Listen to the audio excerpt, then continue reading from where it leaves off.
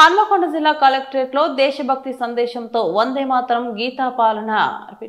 గీతాలాపన కార్యక్రమం ఘనంగా జరిగింది. బంకిం చంద్ర చటర్జీ రచించిన వందే మాతరం గీతానికి 150 ఏళ్లు పూర్తయిన సందర్భంగా ఈ కార్యక్రమం నిర్వహించారు. జిల్లా కలెక్టర్ స్నేహ శబరీష్, రెవెన్యూ అధికారి YV Ganesh, trainee deputy collector Rohit నేతతో పాటు అధికారులు, ఉద్యోగులు పెద్ద ఎత్తున పాల్గొన్నారు. దేశభక్తి గీతాన్ని ఏకస్వరంతో ఆలపిస్తూ పాల్గొన్న అధికారులు, ఉద్యోగులు దేశభక్తి ఉత్సాహాన్ని నింపారు.